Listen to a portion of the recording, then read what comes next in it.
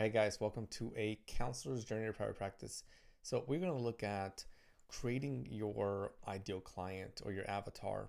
Now, I want to make this short and sweet and to the point. One of the areas that's really important to really make sure that you spend sufficient time in when you're building your private practice from an ethical point of view, from a business entrepreneur point of view, but also from a clinical perspective, making sure that we're serving appropriately and competently, is identifying who your ideal client is. We can get lost in the rabbit hole after grad school to want to be everyone's counselor, to be able to say, I can help everybody. And if you're out there and you could do that, then kudos to you. But what if we take a different approach? I like to take the approach of looking at, you know, your expertise, your passion, your interest. What, who would you really want to work with? What do they struggle with? What are their pain points? Think about those questions. Think about if you sit across from someone in your counseling office and they're sharing X, Y, Z, and you're able to say, I feel so comfortable helping with that. You're able to get off work and then continue working. Right? We're not talking about boundaries of work balance here, but just you're able to get off work and keep working because you just love this area. Those are the thoughts. Those are the ideas that allow us to develop our ideal client, your avatar, if you will. And it's important to do this so that you build a successful private practice. If not, what may happen is that you find yourself just scattered. You find yourself out there as a counselor that serves couples and parents and teens and this and that, which again, it's okay. It's okay. Um, I just look more at that entrepreneurship side and the clinical side of making sure that we're competent. And if you're doing your due diligence, maybe you're competent in that area. But if you're here because you want to look at building your idea, your avatar, your ideal client, and understanding what that means and what that is, let's continue this conversation. Questions to look at would be, what are their pain points?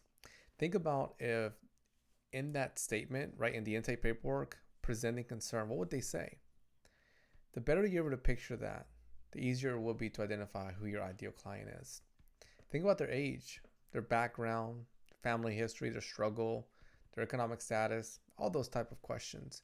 It allows you to understand your audience very, very well, so that whenever you're doing your research and you're reading different clinical books on CBT or EMDR, you know how to apply that appropriately to that person that you're serving.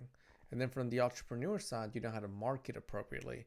You know how to engage in writing a blog post and write it directly to that person versus loosely to everyone. That's something to think about. I hope that as you're watching this video, you're able to take some notes down and say, okay, my ideal client, their pain point is blank. Their demographic is blank. If they wrote down presenting concern or presenting symptoms, they would check off all these boxes and then write down blank, blank, blank.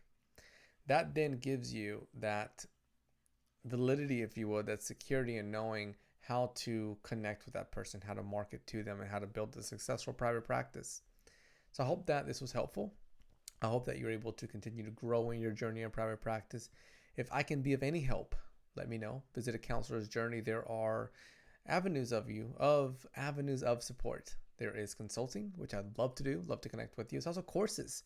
If you want to take that route, I dive in there and do lots of videos, lots of worksheets, templates to get you from A to B so that you're able to build success, live your best life, and serve those in the way that speaks to you, the way that allows us to highlight that passion that makes you you.